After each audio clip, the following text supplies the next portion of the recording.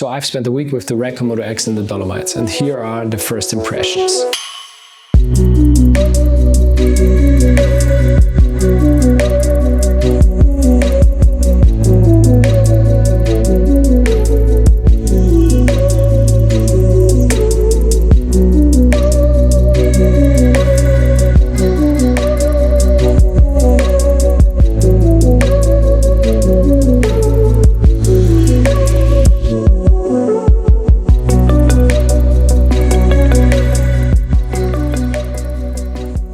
So I took this camera not for a commercial job or a film.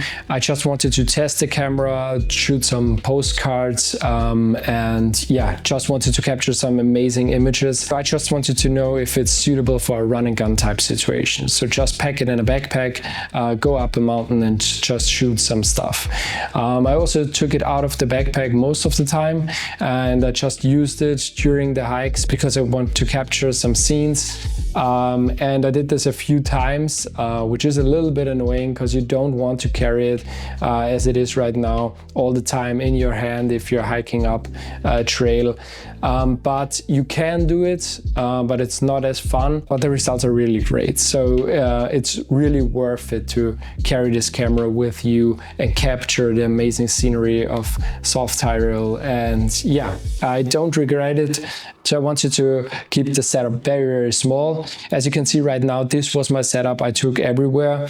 And I used my iPhone as a monitor with a small rig clamp right here, a small rig handle, a nature rail from small rig, a cage from Tilta, and a side handle.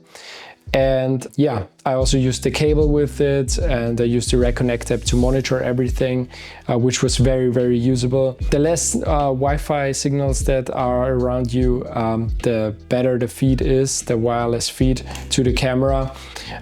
So in the mountains it was very, very good. Then I used the Sigma 35mm f1.4 lens and the speed booster from Canon, and also a cheap ND filter on top and IR cut filter. I used the cheap ND filter because I didn't want to bring the mat box, and the iPhone also because I didn't want to use the big monitor. It just would take too much space in my backpack because I would carry the camera, two Nano 2 batteries and one Nano 1 battery, and also my Canon R5C, my 70-200mm f2.8 lens from Canon, and my 16-35mm f.4 lens from Canon. And I wanted to pack all in one backpack, and I also carried my Leica camera in the backpack, so it was pretty tight. And I also carried the tripod on the outside of the backpack. Yeah, so it was pretty heavy, but I wanted to have all my cameras with me. I wanted to use them all for different kind of scenarios. I used the Canon R5C for photography, I used the RED Komodo-X for videos, and I used also the Leica M240 also for just capturing the moment and being in the moment and capturing stuff right there. Also my girlfriend used the Leica and I shot with the R5C. Yeah, so this was basically my setup I used. I hope I didn't forget anything, but I don't think so. Yeah, it worked perfectly fine. I also used a 1TB CFast Express Type B card from Angelbird, which is recommended from RED for this camera. It was enough space for the entire trip, so I used 860 GB of memory, and yeah, I just shot some scenes, and yeah, the experience was pretty good. The shooting experience with this camera was great. On the first day we got up very, very early at I think 4 or 5 in the morning. We were on the starting point of the hike and we walked to the Candini di Misurina, which isn't that far, but with all the setup and you want to capture some scenes along the way, it was pretty long. I didn't anticipate that it took that long to get there, but yeah, it was amazing. It was very, very beautiful. The sunrise was really, really nice. And yeah, I captured some scenes with my RED Komodo-X, which you can see right now. And yeah, carrying it was not that easy, as I already told you. It's pretty heavy. but it was totally worth it. You can see me right here carrying the camera and holding it. Yeah, but as you can see, I was really happy. It was a really, really nice day. And this was just the first stop on the first day, which was pretty nice. And yeah, I used the camera and I didn't feel that overwhelmed from the first hike. So hiking with this camera in the backpack is absolutely no issue, but if you're carrying it in hand, it's a little bit heavy after some time of carrying it while walking up the mountains, and you also don't want to fall, so you be very cautious of your steps. For the first hike, I just carried it most of the time in my hand because I want to capture all the amazing landscapes and stuff like that, and also some video of my girlfriend. The camera overall slowed me down in a good way, so it takes some time to boot up during the hike, but it didn't bother me in any way because I knew I just can switch it on, wait a few seconds, and then during that time I just wanted to see which angle I want to capture, and after that it was booted up and I just could set up the camera and film it. So I filmed most of the trip on the tripod, and sometimes I filmed handheld, but I had no gimbal with me because it would just be too much weight for me. I used the autofocus on the trip sometimes. All I can say about it, it was pretty good in normal lighting conditions. It was okay. In some other lighting conditions, I just switched to manual mode and focused myself. Most of the time I used it on the tripod, so there was no issue, and I captured landscape images, or I just wanted walking by shot or something like this, which you can see right now. There I just switched to manual mode because auto mode would not work. Yeah, but for some other scenes, like slow motion push-ins, I just used the autofocus, and as you can see, it worked pretty okay. It's not perfect, but it's good enough for most of the shots I used it for. I wouldn't recommend it if you can only do it one time, because it's not that reliable, but it's okay for the camera, and it works pretty good with all the lenses I have used on the RED Komodo-X. The battery life really surprised me, so I had two Nano 2 batteries and one Nano 1 battery with me, as I already told you, and they lasted me the entire day. And by entire day I mean from sunrise to sunset. The two batteries were the most I ran through. At one day I think I used the Nano 1 battery, the last one, but I don't really needed that, so two batteries were pretty good to shoot the entire day with this setup, I have to say, because I used the iPhone as my monitor, and with the cable charges the iPhone. So you have to keep that in mind. If you use a bigger monitor which consumes more energy, then the battery probably wouldn't hold the entire day with the bigger monitor, or if you use some focus motors, and yeah, then it could also be that the batteries will drain faster. So the greatest benefit of this camera is RED RAW.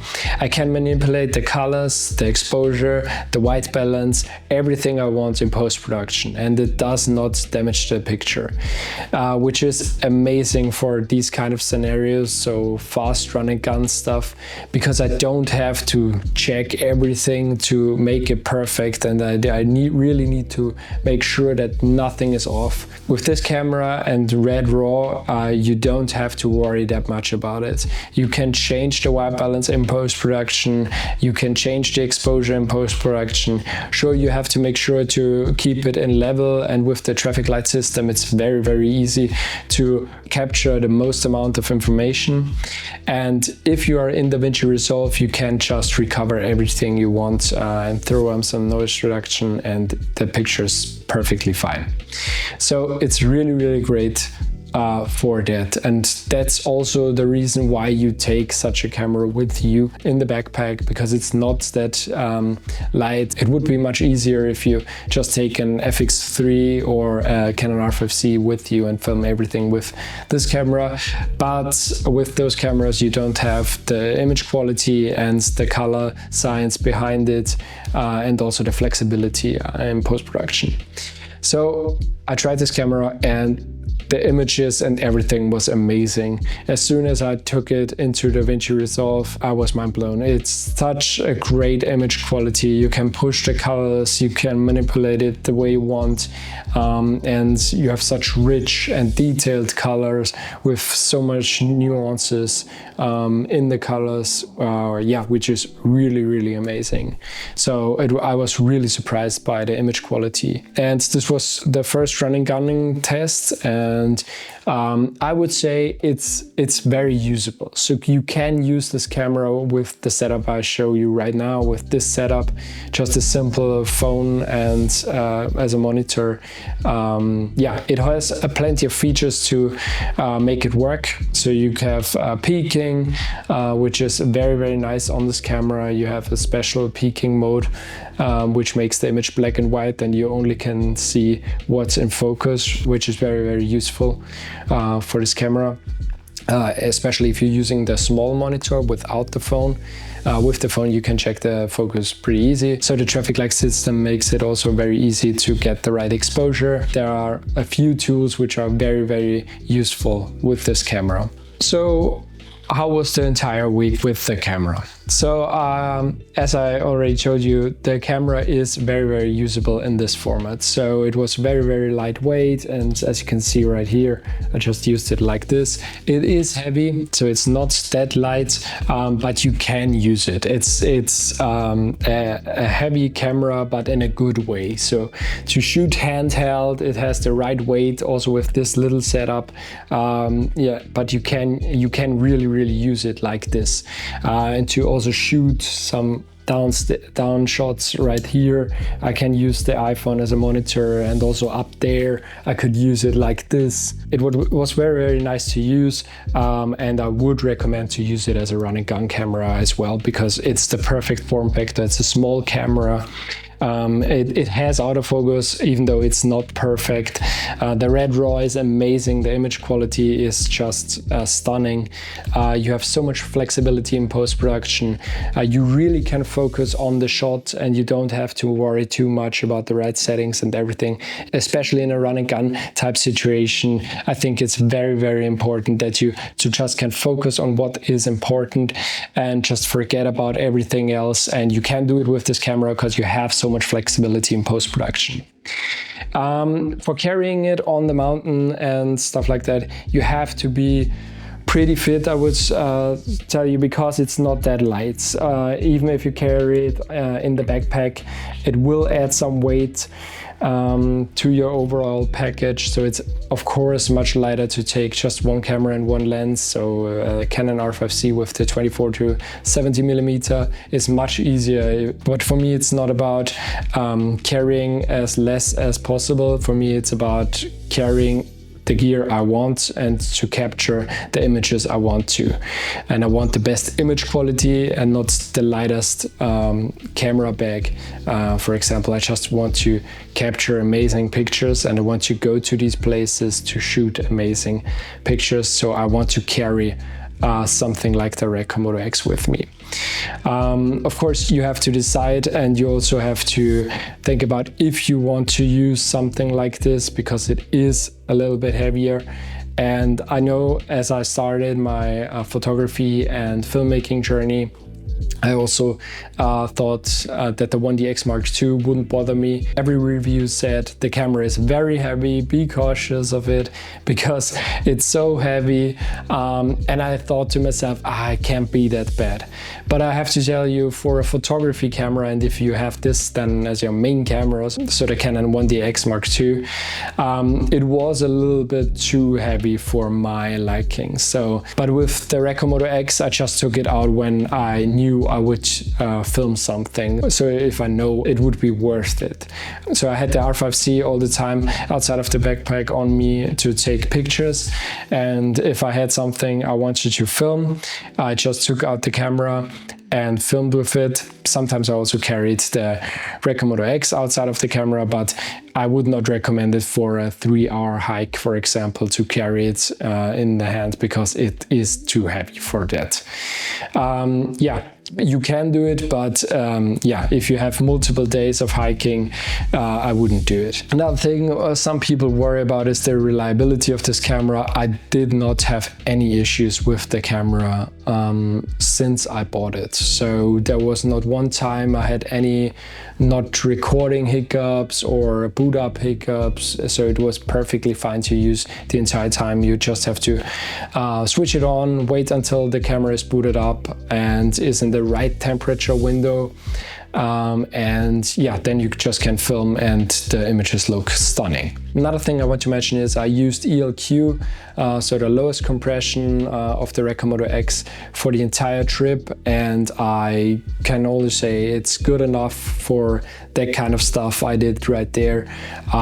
I don't think you need really much more than that, especially if you are uploading it on YouTube or social media or even TV. There is so much compression going on afterwards that the image quality with ELQ is good enough. If you have some visual effects you want to do, yeah, then I would go up to MQ or HQ, but otherwise, if it's not necessary, I would stick to ELQ because you save so much memory, and yeah, I would do that.